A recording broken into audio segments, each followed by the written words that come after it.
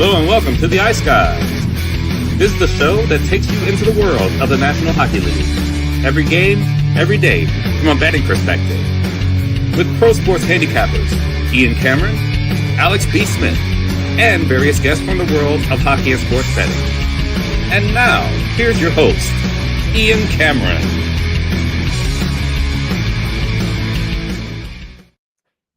Welcome to the Ice Guys, Monday, December 30th. Ian Cameron with you on this Monday with 3 games on tap tonight in NHL action. We'll break those down in just a moment, along with the Sunday recap. There are a couple of show notes that I want to mention before we get into today's show. This is going to be our final Monday show of the season at noon Eastern, I should say. Of course, the Monday show has been at noon Eastern all season long, with the fact that Connor Mack and I have done the college football show, Hitting the Books. You should be watching that show as well. It's a great show. We've been doing that show on Mondays at 1 p.m. Eastern. It's a long show. It's been 2-3 hours, so that's why we moved the Ice Guys on Mondays to noon Eastern at the beginning of the season. But the college football season is winding down, so we will be going back to 2 o'clock p.m. Eastern with the Monday edition of the Ice Guys starting next Monday, January the 6th. So just make sure you're aware of that. We will be going back to our weekday time slot at 2 o'clock p.m. Eastern time with the Monday show each and every week starting next Monday, January 6th. Also of note, there is no show this week on Wednesday, on New Year's Day. There will be no Ice Guys show. What we will do is we'll break down all the New Year's Eve games tomorrow on Tuesday's show, and we'll also tack on the one game and the only game that takes place New Year's Day between the Devils and Kings. We will talk about that on Tuesday's show as well. So there will be no Ice Guys show on Wednesday, New Year's Day this week, but every other day, it's business as usual. Tomorrow at 2 Eastern. We come back on Thursday at 2 p.m. Eastern, Friday, 2 p.m. Eastern, and then, of course, Saturday, Sunday, noon Eastern. The weekend shows obviously will remain at noon Eastern time, but Mondays will go back to 2 p.m. Eastern time starting next Monday, January the 6th. All right. Now that that's taken care of, let's talk hockey, and let's go back and look at Sunday, which was a very busy Sunday in the NHL. And we need to get used to this, too, because Sundays are going to have more games, especially once NFL football winds down. We get into February. You're going to gradually see more and more Sunday games and a bigger slate, which is certainly something we like to see. It was an absolute fire start to the day for me yesterday. Damn near swept the board in the NHL with the first, I would say, 4 games on the slate that took place. It was just an awesome thing to see. Awesome for my bankroll, obviously. It really appreciates the way the day started yesterday. Started with the over between Buffalo and St. Louis. Very surprised that number was 5.5. Sabres with a 4-2 win. How about the Buffalo Sabres, man? They cannot get out of their own way. 13-game losing streak, and now they've ripped off 3 straight wins, proving that theory of mine true, that sometimes when you're in a bad losing streak and you win that first game, sometimes you start turning things in the other direction. And the Sabres have done that. Now, have they benefited from a weaker, lighter schedule? Yeah, of course. They played the Islanders. They played the Blackhawks in these victories. I thought St. Louis a pretty solid team, though. And you go on the road and you beat them 4-2. I think you got to give Buffalo credit for that. And I just find that, as far as their defensive game, it's been a little bit better. They did have to get Ukko-Pekka Luukkonen, who stepped up big in the game yesterday, especially in the third period. St. Louis was starting to carry the play more and more, but a nice win here for the Buffalo Sabres. And look, they got outshot heavily, but, they dug in. I thought, not all of those shots were of quality for St. Louis. And when there was a great chance, UPL was there for the Buffalo Sabres. No question about that. So Buffalo St. Louis goes over the total. Edmonton Anaheim goes over the total. We had over 6.5 with the Oilers and the Ducks. How about Anaheim? 5-3 victory over the Edmonton Oilers. Not the best afternoon for the Oilers. They looked sloppy. They made bad mistakes with the puck. Pickard wasn't really all that great in net either. And Anaheim capitalized on it with a big 5-3 victory there. Relying on series history, Oilers versus Ducks, very strong over series history, which continued yesterday with that 5-3 Anaheim win over Edmonton. I mentioned yesterday, I thought Montreal was a very live dog. You're talking about a Montreal team that just shut out the Stanley Cup champions, the Florida Panthers, a Tampa Bay team that's kind of in a flat spot. Final game of a homestand that had gone pretty well.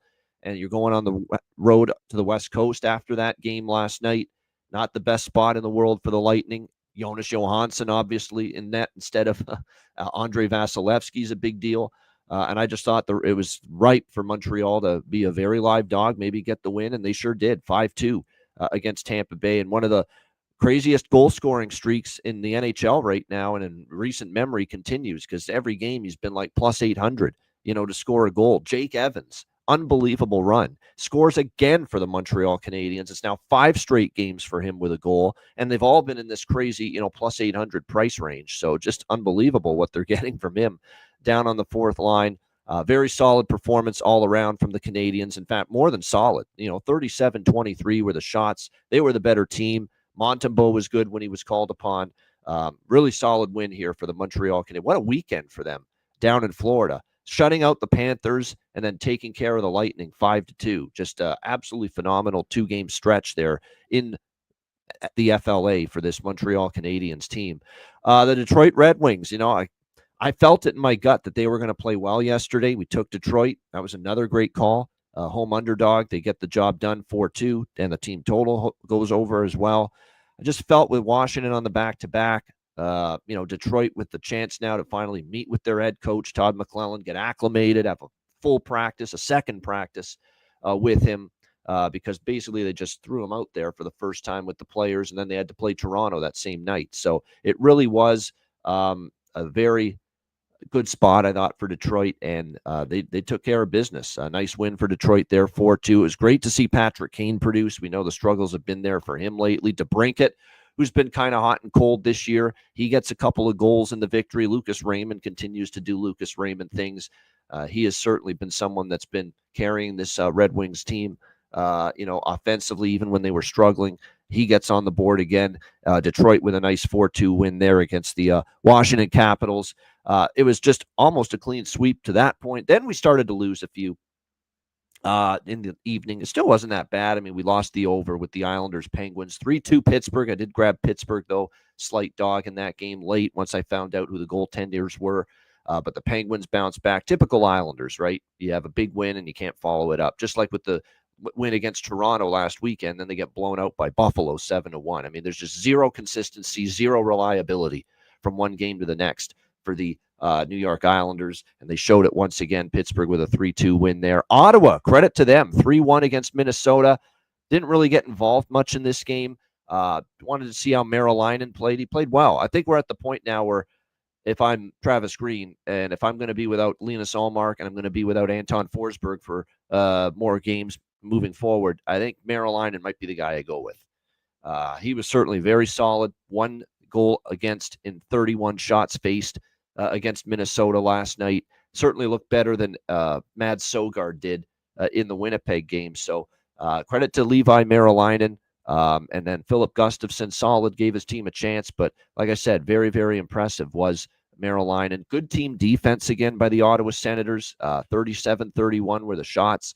And the Ottawa Senators get a nice 3-1 win, bouncing back after losing in Winnipeg the night before. Really impressed with that win, considering you don't have your best goalies. You're on a back-to-back. You're playing a pretty good Minnesota Wild team.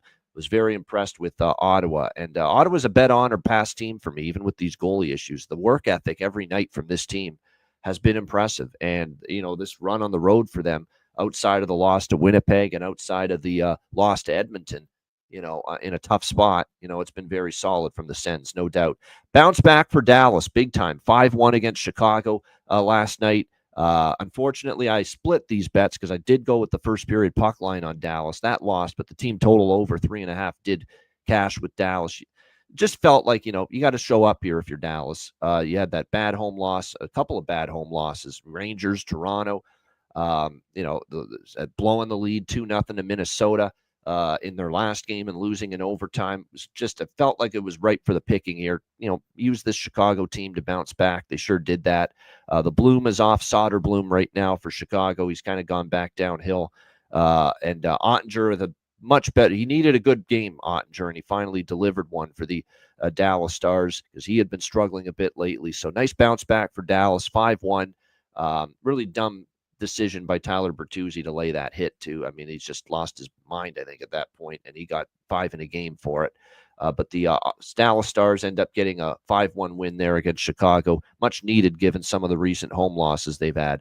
Brutal loss at the end of the night for Philly against LA.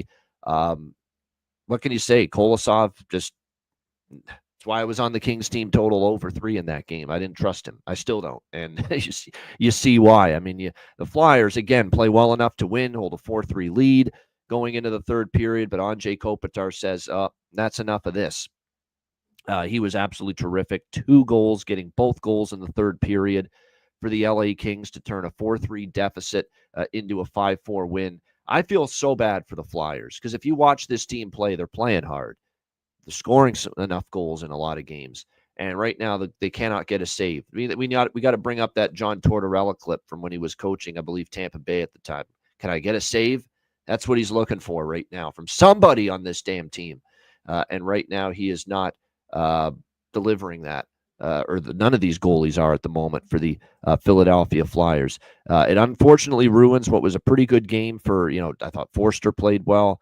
Mishkov was very strong offensively. Now, John Tortorella's had his issues with Mishkov defensively at times, but offensively, 1 goal, 1 assist for him in the game yesterday. But LA, like I said, roars back with the 2 goals from Kopitar. Foegele scores again. We're going to have to keep an eye on this. Warren Fogel's a very streaky offensive player.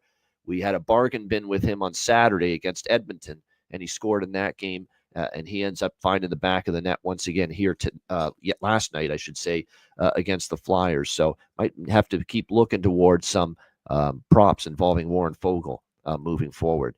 All right, let's turn to Monday, where we've got 3 games on tap, and we will begin with what's become everyone's favorite fade in the NHL the last several weeks, the New York Rangers taking on the Florida Panthers. And during this entire time of struggle for the New York Rangers, well, not entire time, but there's been a lot of games where the odds makers haven't always adjusted to the plight of the New York Rangers and the absolute free fall that this team is in right now. Well, now we're starting to see it adjusted because now Florida minus 210 to minus 220 home favorites in this game, 6 the total. And I will tell you this right now, you wouldn't have seen this kind of a line early in the season. In fact, the Rangers, if you go back to October the 24th, you want to talk about the adjustment that's been made regarding the New York Rangers and this woeful run that they've been on. These teams played back in October at MSG. The Rangers were a minus 155 favorite in that game. Think about that. The Rangers were a minus 155 favorite at home against Florida, October the 24th. Of course, that was a game the Panthers won 3-1 and cashed as a road underdog. And now here they are in Florida tonight. Florida a minus 220 home favorite here in this game. So huge adjustment, obviously, because of the Rangers' struggles. Tampa Bay Rangers, Saturday night. It was a 3-0 sweep for me in that game. It was the over by Fecta, and it was the Tampa Bay Lightning team total over 3.5. I was on all of those. They ended up cashing. Now, Florida is off back-to-back shutout losses to Tampa Bay and Montreal. Obviously, we took the system play, Florida-Montreal Saturday, with them off the shutout to Tampa, and they get shut out again. First period of full game over, both fall short and lose. But now it's back-to-back shutout losses. So they're in the system play again, Florida, here in this game against the New York Rangers. But there is some something to be confident with, and I think hopeful regarding Florida tonight with the system play, because we actually have a piece of evidence, and a very recent piece of evidence, with Florida off not just one, but back-to-back shutout losses. We just saw it basically a few weeks ago, where they got blanked and they got shut out back-to-back by Calgary and Vancouver. Back-to-back shutout losses for the Florida Panthers. And here they are once again tonight in a situation where they are off back-to-back losses. And when you look at this situation here tonight, I think it's reasonable to think the offense could explode here again. We know they're a better offensive team than they have shown here in the last couple of games. I think when you look at it, certainly that's a team that should be better offensively than they've been. But again, Vancouver, they got shut out 4-0 December the 12th. December the 14th, they got shut out 3-0 by Calgary. So back-to-back shutout losses. So what happened the game after that for the Florida Panthers? They exploded. And it was that game against Edmonton, Stanley Cup final rematch. It turned into this wild, crazy-ass track meet shootout, back and forth. Florida scored 6 goals on their own in that game against Edmonton. It was a 6-5 game. The first period flew over the total. The game flew over the total. I'm not saying it's going to be 6-5 tonight, but the last time Florida was off back-to-back shutout losses, it did not matriculate over to the third game. The offense didn't have a drought the third game in a row after back-to-back shutout losses. They exploded for the 6 against Edmonton. So I'm definitely liking the first period over, the full game over here in this game. Actually, you can get 5.5 with this total at DraftKings. DraftKings still has 5.5, minus 130 with the over. I will always opt to take the lay a price to get 5.5 instead of 6. And that's exactly what I did. So over 5.5, minus 130 with the full game over, Rangers, Panthers, over 1.5, minus 122 first period as well. And I'm going to go back to the Panthers team total in this game as well. Panthers team total, a very reasonable minus 108 at Pinnacle. They scored 6 against Edmonton coming off back-to-back shutout losses just 2 weeks ago.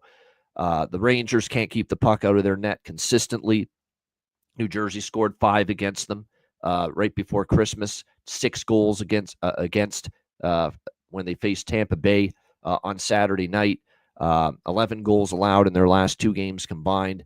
Now, they did have some games where they were giving up 3, 1, 2, 3 goals before those last 2. But I think with Florida, you kind of sense that an explosion could happen here from them after back-to-back shutout losses. And Florida's coming after some of the quotes I've read following that Montreal game. The question is going to be, can the Rangers do anything about it? And at this point, it's hard to trust them to do anything about it. They just look completely lost. Peter Laviolette sounds completely and utterly inconsolable in his press conferences right now. He looks like a man that's just run out of answers, to the questions. And there's too many questions right now to ask as to what's wrong. The veterans aren't playing well. The defense is horrible. This is a bad blue line. And maybe they were bailed out by Shesterkin playing at an inhuman level for so long. Maybe that's what it was, but maybe we overrated this blue line. But who's having a good year on the blue line for the Rangers? Adam Fox has not been anything to rave about. Lindgren's been horrible at times in his own end. Keandre Miller's been not as good as he was last year, and he's been banged up. Will Borgen, Vakanainen, Braden Schneider, and I like Schneider. Even his game's taken a step back. It's just been a collective just fall off of epic proportions on the blue line for the defensemen for the New York Rangers. That's a big issue. It's not just that, Zibanejad, Kreider haven't been good. It's not just that a lot of your veterans haven't been consistent. That blue line has taken a huge fall. And Shesterkin, we're finding out he's a great goalie. He can't bail you out endlessly. He can't bail you out indefinitely for all these issues. So I'm going to go back to the same 3 bets as Rangers Lightning on Saturday. We're going to take the opponent of the Rangers team total, in this case, Florida, over 3.5, minus 108. And also the first period over, full game over as part of the system play here for the Florida Panthers. As far as props for this one, I like the thought there of someone in the chat, Mackey, Samaskevich, someone that is got some offensive upside. He's on the 4th line, but you're certainly going to get a great price on him. There's no question. I think Evan Rodriguez with Barkov and Reinhart, there's some pretty good value for Evan Rodriguez. He's shooting the puck a lot, and I know he hasn't been scoring for a while, but it's not for lack of trying. He has been shooting the puck a good amount. We'll see if that carries over here into this game tonight. Gustav Forsling. It's funny. Gustav Forsling, Alex B. Smith likes Gustav Forsling. It's actually I'm going to give it away now. That's his bargain bin special for the show. Alex B. Smith, Gustav Forsling for the Florida Panthers at a very nice price, plus 750 at Bet365. Again, this is a guy that's been shooting the puck quite a bit lately for the Florida Panthers. Hasn't always gone in, but like I said, when you're shooting at the volume Forsling is right now from the blue line, you would expect eventually the puck maybe to go in a little bit. So Sergei Bobrovsky already confirmed in net for the Florida Panthers. We expect it to be Igor Shesterkin for the Rangers. Hasn't been confirmed yet, but I would assume it's going to be him for the Blue Shirts tonight in this one. All right, next up, we've got the Nashville Predators and the Winnipeg Jets. It's on Monday. It's only on Prime. That's right. It's the Amazon Prime Monday night hockey game for this week. Winnipeg minus 115, home favorites. 6 the total, shaded to the under. It's funny. I bet this morning. It was plus 130 at the time. I didn't know it was going to move this much toward the Nashville Predators, but I did grab a little Preds here, money line in this game. I've not been obviously very impressed with the Predators this year, but I will say this: they've won 3 of their last 5. Lately, they've been good off a lot, better off a loss at least. They've been terrible at trying to string wins together, but they lost to Colorado. They shut out the Rangers. They lost to Pittsburgh. They beat LA. They're off the 7-4 loss to St. Louis on Friday night. I did move here on the Predators in this game at plus 130. I didn't expect it to move all the way down to like where it's minus 115, minus 120. We're talking pretty much even money here in this game with the Winnipeg Jets, which seems absolutely incredibly cheap considering you got a 3-15 road team in Nashville, a 13-4 home team in Winnipeg. And you're just saying Winnipeg's only, not even the price of home ice over Nashville here in this game now at the current number. So there's huge value on the Jets now. There's no question. I don't know if I love the spot. They're off 3 wins in a row. You've got Nashville here. You got the huge showdown in Colorado, playoff history there with the Avs. It's a bit of a dubious spot for the Jets. And I think maybe that's kind of what some people are seeing here. But at the same time, I mean, at the current numbers, current price, there's zero value in Nashville. All the value's on Winnipeg. I'm probably thinking that Eric Comrie, I almost said Mike Comrie. Eric Comrie, I think is going to start for Winnipeg. That was my assumption from the get-go because I would think they would save Hellebuck for Colorado tomorrow night. But again, that hasn't been confirmed yet. We don't have goalies confirmed on either side, quite honestly. UC Saros is projected and Connor Hellebuck is projected, but you would think with this movement, and we haven't heard anything yet, probably a good chance we're going to see Eric Comrie in between the pipes here for the Winnipeg Jets. Now, Eric Comrie is shown to be capable at times, but you're never sure when his good game is going to be. That's the problem because he's capable of that great game. He's also very average at times. 3-5, 3.05 goals against average, 902 save percentage for Comrie coming into this game. He has allowed 3 goals or more for the Winnipeg Jets in each of his last, looks like 5 starts. Going into this game against Nashville. So we'll see how it fares. But like I said, I'm on Nashville already. Good price, certainly, compared to what it is now. If it's Comrie, maybe a Nashville team total over you could tack on. It's 2.5, minus 130. Again, this is a guy that's given up 3 goals or more in 5 straight games. So 5 straight starts. So if that continues, that trend continues. If Comrie's in net. If Comrie's in net, again, he's given up 3 or more in 5 straight starts. Team total over 2.5 is probably something I'll tack on if Comrie's a go here for Winnipeg in between the pipes. And the one thing about Nashville is they've been scoring 4, 3, 5, and 4 for goals scored for Nashville in each of their last 4 games. So they have scored a minimum 3 goals in 4 straight games entering tonight. So with that, plus Comrie potentially being in net, to me, the Nashville team total over at 2.5 will be very appealing in that one. As far as props for this game, for Winnipeg, Velarde is heating up. I like props involving Gabe Velarde. As far as this goes, Ehlers had a wonderful goal the other night against Ottawa, and we'll see if he can continue to chip in for them. On the Nashville side of the equation, Forsberg, Stamkos, and Marchessault. It's actually been a nice little chemistry, finally, at long last, starting to develop with him. Zachary Leroux is playing with O'Reilly, Auto Parts, and Nyquist on the second line. And keep an eye on him. He scored against LA. He's going to get opportunity because he's on the second line. I think he's worth a look here as well. And I also think, and it's a good bargain. Oh, shit, I gave it away. God damn it. Mark Jankowski. My fellow Dundas, Ontario man. Yes, he's not only from the Hamilton area where I'm from. He's actually from my town, my little suburb outside of Hamilton. Mark Jankowski, back-to-back games with a goal for the Nashville Predators. coming into this game tonight. He scored against Carolina, scored against St. Louis. He's got 5 shots on goal in the last 2 games combined. So my fellow hometown man, Mark Jankowski for the Nashville Predators. See if he can make it 3 straight games with a goal for them tonight. All right, next up, it's our final game of this Monday slate. Utah Hockey Club, Seattle Kraken. Holy line move. This was minus 110 when it opened, even money on both sides when this line opened late yesterday.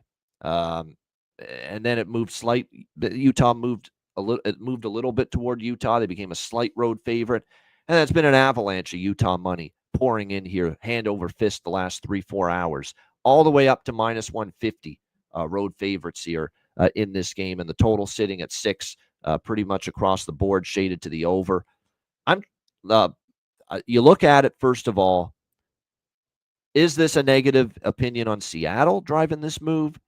Is this the fact that Joey Daccord is injured, which is a big deal for Seattle because he has clearly stepped into the forefront as the better goalie, and it's not even close right now compared to what we're seeing with Grubauer, and I'll get to that in a moment. Joey Daccord is out with an upper body injury. He's already been ruled out for this game. He was skating on his own at practice on Sunday. He missed the Vancouver game because of this injury. He's obviously been very solid, 2.51 goals against, .912 save percentage. But he's out. He will not be available tonight, which means for Seattle, now they do not play tomorrow. This is not a back-to-back, so I would assume it's going to be the veteran, Philip Grubauer. But it's time to be absolutely beyond concerned about Philip Grubauer.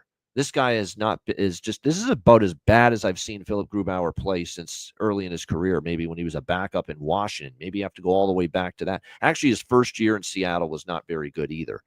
So you could say at times that first year he didn't look great, but this has been a brutal run for him. I mean, he's got to thank his teammates for rescuing him in that game against the Vancouver Canucks on Saturday with that heroic, epic comeback against Vancouver.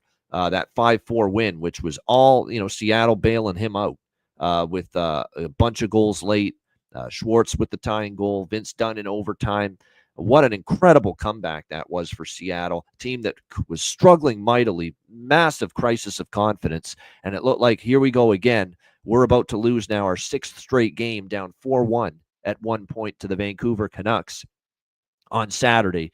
And then to reel that thing in and then get those 3 goals all in the last 5 minutes of the third period to turn that game right around from a 4-1 deficit to a 4-4 tie. And then, of course, Vince Dunn with the overtime winner. Huge comeback for Seattle. You know how I feel about these momentum spots, where it's a team that can't buy a break, isn't finding ways to win, struggling with their confidence. You could see bad body language. You could see all of that with Seattle during these losses. And then when you have that kind of comeback to snap a 5-game losing streak, which was this close to becoming a 6-game losing streak, it's incredible how you can just see the momentum cascade forward into the next game after a win like that. So, for that reason, I kind of think now there's value with Seattle, but I don't think I can do it because of how wretched Grubauer's been of late. I mean, he gave up 4 against Vancouver, 5 against Vegas, 4 against Tampa, 5 against the Rangers. That's right, the Rangers, who have fallen off the map, especially offensively, have not been consistent. They put 5 past Grubauer. It's been a tough go. 7 goals allowed in that debacle loss they had against San Jose. He's had a really rough stretch. It's unfortunate because, this is a guy that they, brought in here to be the number 1 guy. And, he had a bounce back year, his second year, but it's just been tough. It's been tough on him, and it's tough to back Seattle when he's in net at the moment. Even though I think this price is getting kind of outrageous, quite honestly, with Utah now, this big of a road favorite in the minus 150 range. So question becomes, how do you play this game? I mean, how do you bet it? I can't bet Utah at this price. I'm very reluctant to take Seattle, even at a good price like this with Grubauer and his struggles right now. I definitely like over 6 minus 120. The one thing about Grubauer and his recent starts, he's kind of been in a goalie where the starts have trended over the total. You look at Grubauer, the last several starts, 5-4, 6-2, 5-1, 5-1, 7-5. Those have been the final scores of all the recent Philip Grubauer starts. So to me, this is just stick with total and don't even bother with the side. I mean, I can't bet Utah now at this price. And I think there's value on Seattle, and I like the momentum situation where they are on a bad run. They can't buy a goal. They can't buy a win. They have the huge comeback against Vancouver. And oftentimes I like to bet on teams in this spot where they snap a long losing streak.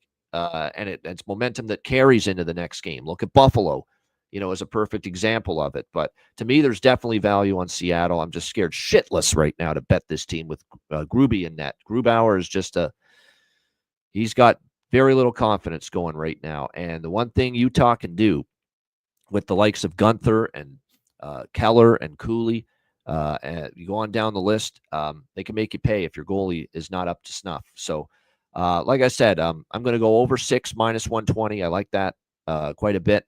And then as far as the, there's people saying if Utah team total is what I would do, 100%, Pearl of Wisdom, 100%. If you're going to bet Utah and the premise is, well, we want to fade Grubauer because he's letting in goals left and right, then Utah team total is the way to go right now.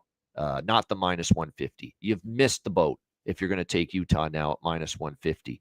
So if you're going to take Utah now and you like them to score goals, that's the move right now is over 3.5, their team total at a plus price.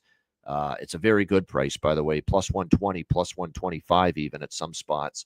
That would be the approach here for sure if you like Utah. Because to me, if they win this game, it's a good likelihood they're going to score 4 goals. So, again, if you like Utah now and you didn't get the best of the price, I think team total is probably the way you got to go. I feel better about just sticking with over 6 here, minus 120. Because another thing, too, about Seattle, I think they can score goals tonight, even against Vejmelka. Vejmelka's been very good. He's confirmed in net to start here tonight for Utah. He's been very solid. The numbers are good. 2.32 goals against, 918 save percentage. But part of the problem when Seattle was on that 5-game losing streak was the lack of offense. They only scored 2 goals against Colorado, 2 goals against Vegas, 1 goal against Chicago, blanked by Ottawa, 1 goal against Tampa Bay during that 5-game losing streak. Then all of a sudden the floodgates open. You get 5 against Vancouver, and suddenly you've got some offensive confidence here if you're Seattle. So I think there's a good chance Kraken get on the scoreboard tonight and score some goals too. And I certainly feel Utah can with the struggles of Philip Grubauer. So to me, the over is the clear choice, the best choice for me in this game, over 6 minus 120. Like I said, if you like Utah to score goals, I would look more at the team total for them. As far as props for this game, I'm going to go back to Capo Caco. I like his props as far as, he didn't score the last game, but he's had chances every game. He's playing with Beniers and Schwartz. Definitely you could see those 3 guys, they're starting to build chemistry. I like Schwartz too. 3 goals in the last 2 games for Seattle. 2 goals against Vancouver in the comeback win. So definitely there's some good looks there as far as Schwartz starting to pick up his game right now for the Seattle Kraken. We've mentioned Shane Wright a lot lately as well. He's kind of cooled off again, goal scoring wise the last few games, but still not the worst idea to maybe consider a look there. Vince Dunn shooting the puck, 2 goals in the Vancouver game, including the overtime winner. Also 3 goals in the last 3 games overall. So Vince Dunn, if you're going to look a little down the board for goal props, you could there. And then for Utah, Dylan Gunther, Logan Cooley, you could go with either of those 2 guys. You probably can't go wrong because they have certainly been awesome most of the season for the Utah Hockey Club, including lately. Cooley's on a massive point run of late. And Dylan Gunther, like I said, cooled off there for a bit, but now he's got 6 goals in the last 7 games for the Utah Hockey Club going into this game tonight. So certainly not a bad option there if you're going to look toward him for a goal prop tonight in this game as well. Great stuff. Shout out to everyone in the chat. Hit the like button. We appreciate it very much. And again, just a reminder, just to reiterate in case you joined us late, we are back to 2:00 p.m. Eastern with Monday shows beginning next Monday, January 6th. We go back to 2 p.m. Eastern. with the Monday show. So Monday to Friday, 2 p.m. Eastern, starting next week. And then, of course, the weekend shows will remain Saturday and Sunday at noon Eastern. So just make sure you're aware of that. We're not on New Year's Day. No show New Year's Day on Wednesday, but we will talk about the New Year's Day game, Kings and Devils, on tomorrow's show at the end of it with the New Year's Eve slate, which is a huge slate. And by the way, tomorrow's show, I should have mentioned this earlier. I knew I forgot to mention something.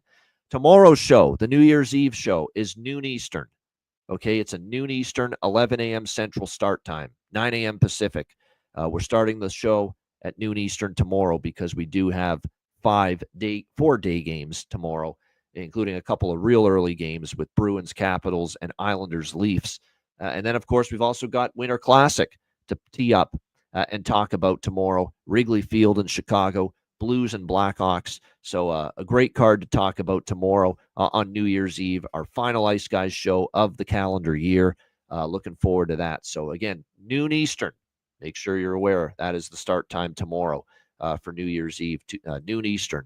We'll be on the air with the Ice Guys show with the returning Alex B. Smith, who will be back in the house and back on the show with me tomorrow. So looking forward to having Alex back, and maybe Matt Robinson too, because he said if he's not too busy, Tuesday is normally his day. If he's not too busy, he'll be on the show with us as well. Good stuff. Shout out to everyone in the chat. Again, hit the like button. Make sure you sign up, patreon.com/Ice Guys. We're really rocking and rolling with the daily card on the Patreon page. The results have been good, stringing together profitable days in a row. The bargain bins have certainly helped out. It's been a very good hockey run for me over the holiday season. Really, really good results. Seeing the board very well. Again, you want to be part of the winning action, make sure you join us. $10 per month, patreon.com/Ice Guys. Again, our daily card posted there, sides, totals, player props posted each and every day on the Patreon page. Goalie charts, totals charts, all bonus content, and the beginning of our Patreon exclusive live betcasts starting in the new year in January. We're definitely looking forward to those. So again, make sure you sign up. $10 per month. Your subscription goes a long way to supporting the show and keeping us going and on the air long term. So make sure you sign up. Just $10 per month. Patreon.com/Ice Guys. And make sure you check out the Ice Guys store as well. Get your gear and your merch over at iceguys.myspreadshop.com. All right. Bargain bin special of the night and best bet coming up in just a moment. And it's a Monday, which means it's a Manscaped Monday. And it's also a Solid Fire Monday, courtesy of our friends at Boston Hemp Inc.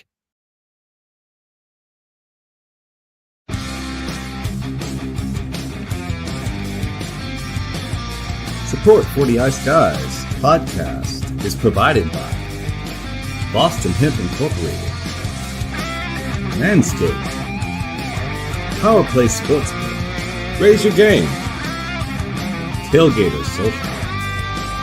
And a big thank you to all that subscribe to the Ice Guys Patreon page.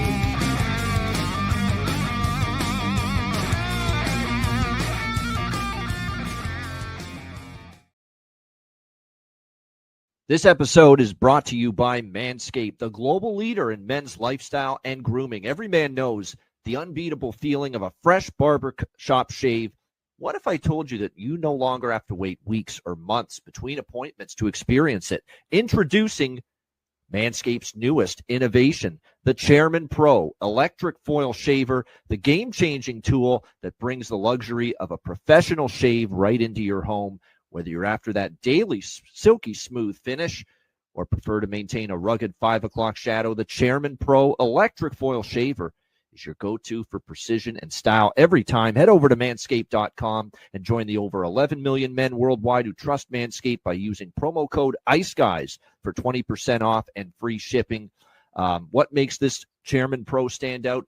Versatility, precision. It comes with 2 interchangeable blade heads. You have the skin-safe foil, 4-blade foil for that close, smooth shave when you're looking to go completely clean. And if a clean shave isn't your style, that's okay. Switch to the skin-safe stubble trimmer to keep your stubble looking sharp and polished. Both heads are designed with skin-safe technology to help reduce razor burn and irritation. The last thing you need is to get nicks and cuts and all that shit to to really irritate your skin.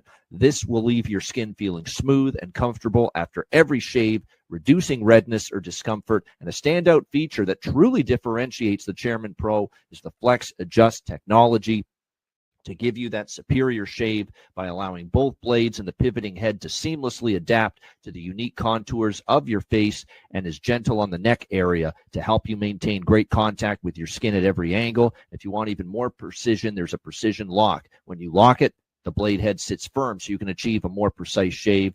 The Chairman is Pro is waterproof as well. You can use it in the shower. And the waterproof feature doesn't just make shaving easier, it also simplifies cleanup too. Just a quick rinse under the sink and you're all set. The Chairman Pro isn't just for daily shaves either. It's powerful enough to tackle up to 5-day growth, making it perfect whether you're shaving every day or just tidying up after a few days. And up to 75 minutes of runtime on a single charge, you can take your time getting the perfect shave. It even has a travel lock to help make sure it doesn't accidentally turn on when you've got it in your bag when you're on the go. Get the Chairman Pro today. It is worth it, and experience a shave that is as smooth as you deserve. Get 20% off and free shipping with the promo code ICEGUYS at manscaped.com. That's 20% off and free shipping with the promo code ICEGUYS at manscaped.com.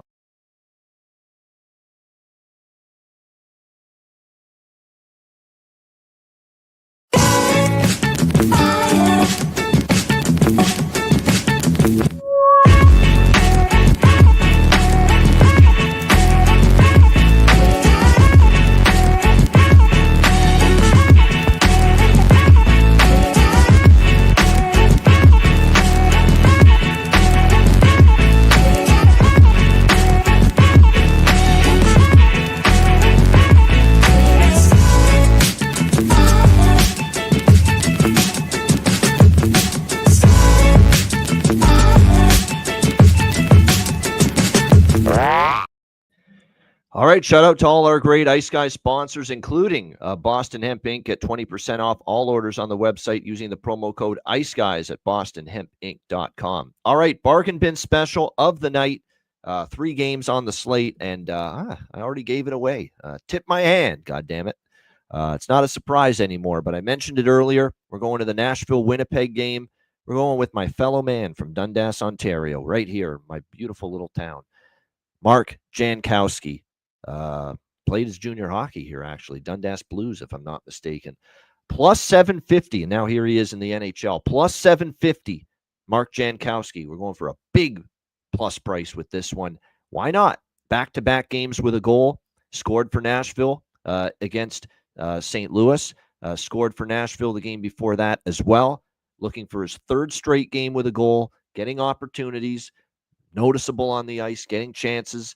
And a great price to see if he can be one of these Jake Evans, Noah Cates types to strike down the lineup multiple games in a row. So Mark Jankowski, Nashville Predators, plus 750 for my bargain bin special of the night for this Monday slate. All right, best bet. Let's go Rangers Panthers over 5.5 minus 130. System play. Last time we saw the Panthers off back-to-back shutout losses. 2 straight shutout losses. They scored 6 goals on their own in a 6-5 win against Edmonton. They exploded. The struggles offensively did not carry over into a 3rd straight game for them, and I think we see more of the same here tonight. I think they got a chance probably to hit 6 by themselves, but I certainly think they get 4 or 5 minimum. They also cashed that team total over 3.5, which I like for Florida in this game tonight.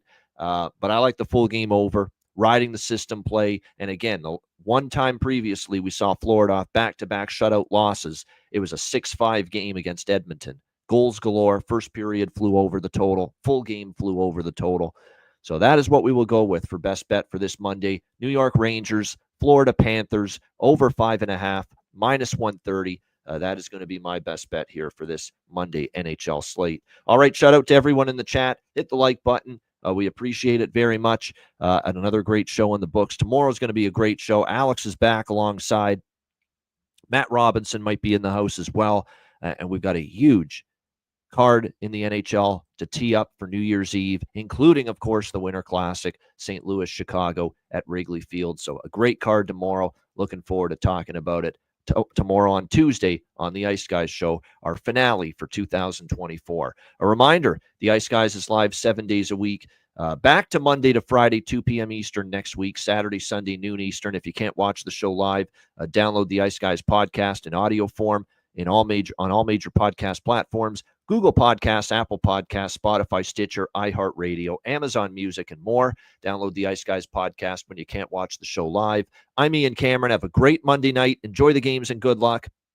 We'll be back with you tomorrow on New Year's Eve on Tuesday, noon Eastern. Note the start time. We're on at noon Eastern time, 11 a.m. Central, 9 a.m. Pacific, tomorrow on Tuesday for the New Year's Eve edition of the Ice Guys.